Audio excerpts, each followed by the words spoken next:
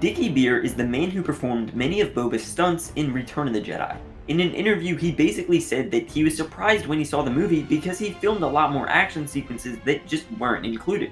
It was way shorter than what we actually filmed. There is a lot of stuff that was done, that we filmed, that never ended up in the movie. You do something and then when you watch the movie you go like, hold on, we did a little bit more than what I'm seeing right now. So what sorts of stuff was recorded that never saw the light of day? Well, if you take a look at the original storyboards, you actually get a cool bit of extra information.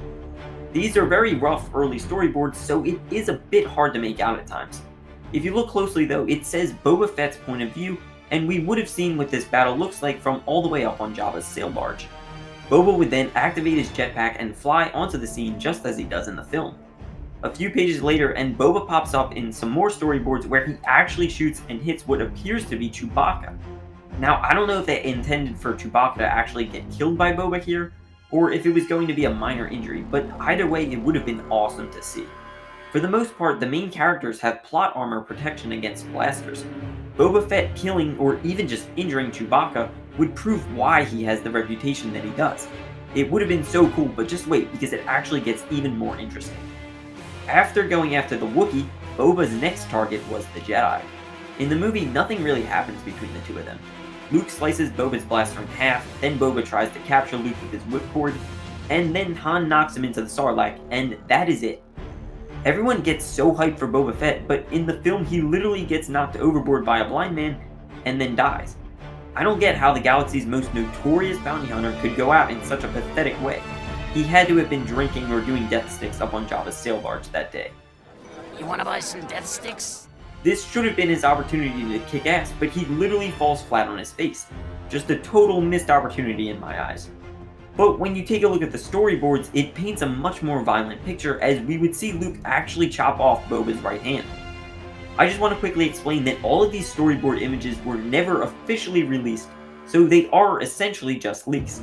For this reason, I can't 100% confirm that these are real, but there is overwhelming evidence to support it.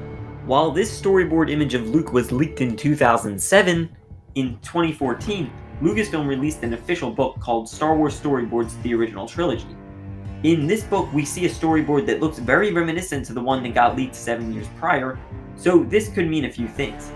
Maybe what was leaked was just the first draft of what would eventually become this image, or maybe they made a recreation of the storyboard specifically for the book. Either way, it does give legitimacy to the leak, and I think it's safe to assume that the rest of the storyboard leaks are also real. Anyway, as Boba's hand comes flying off, he would turn around in agony, resulting in Luke slashing him right in the back.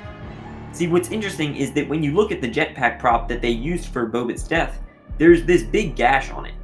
From what I know about Beskar armor, an ordinary melee weapon like the one Han uses would not create this type of damage.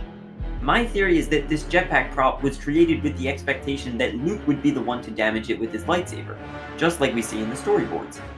So does this imply that Luke was supposed to be the one responsible for Boba's death? Because presumably after slashing the jetpack, it would short circuit and Boba would fall right into the Sarlacc just as he does in the film. The most ruthless bounty hunter in the galaxy getting taken out by a Jedi is a lot more respectable than being killed by a blind guy.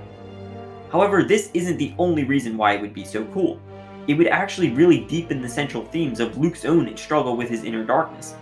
Throughout all of Return of the Jedi, the viewer is constantly questioning whether Luke will follow along the same dark path as his father. These are just storyboards, so it's a bit hard to fully understand how these sequences would be portrayed.